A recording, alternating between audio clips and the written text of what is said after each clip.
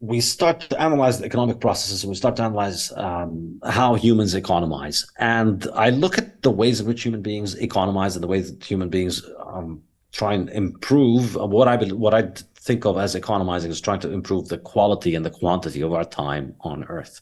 How do we make our time on Earth better? How do we increase the value of our time on Earth? And how do we extend our time on Earth? So we're constantly economizing, trying to live longer and trying to live better as we subjectively imagine it. And so to do that, this is basically this is the summary of the first three chapters, laying the groundwork, the fundamentals of how we think about economics from the Austrian perspective. And then in the second part of the book, I introduce ways in which human beings economize. So how do we economize as human beings?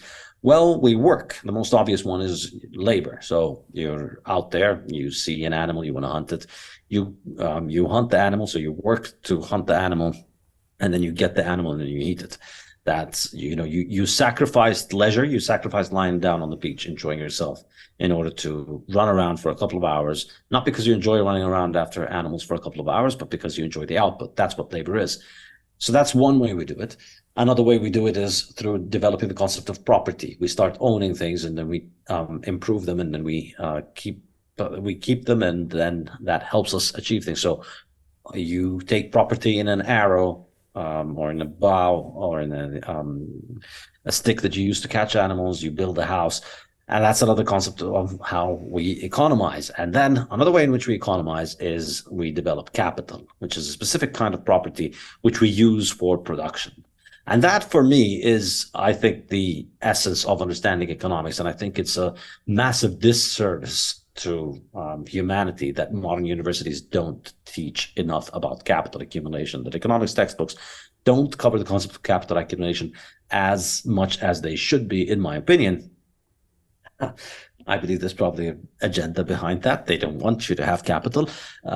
They want to have all the capital themselves.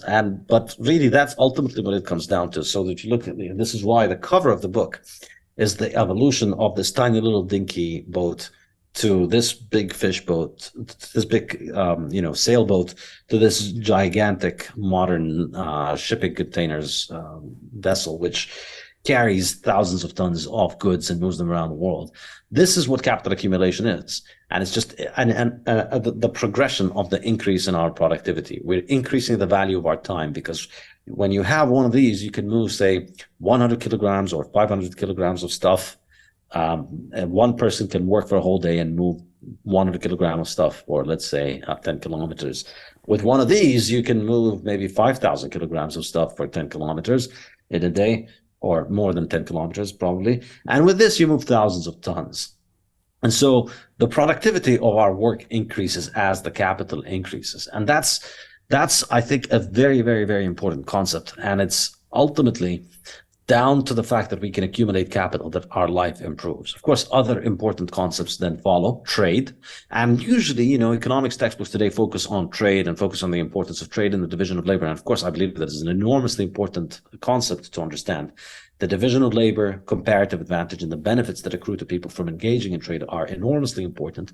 However, I think capital accumulation is more important, because without capital accumulation, there's very little room for people to even develop the surplus that allows them to trade with one another. So Jim Rickards has just recorded a video that's not available to anyone in the public, and he's going to be talking about how this upcoming recession is going to be fast, it's going to be bloody, it's going to be nasty. But at the same time, he's going to show you how you can position yourself to profit from all of this chaos.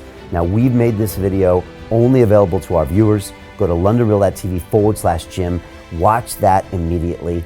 I can't say enough good things about Jim Rickards. He understands the global economic system better than any guest I've ever had on London Real. His predictions are almost uncannily true, and you can learn how to profit from his vision, from his expertise, and his understanding of economics. So go to londonreal.tv/Jim or click the link below. It's an excellent, excellent look on what's going to happen in the future and how you can position yourself to profit from that.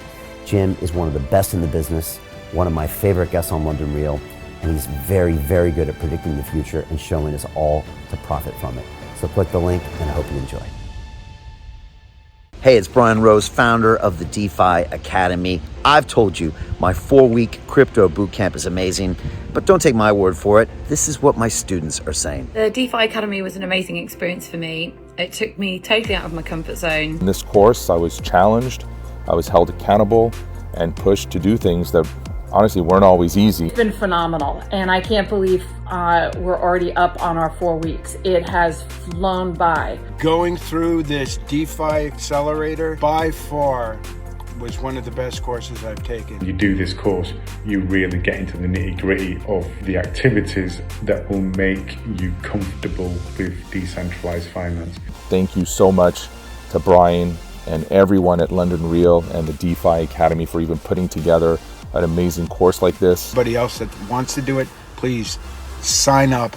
It is well worth the money.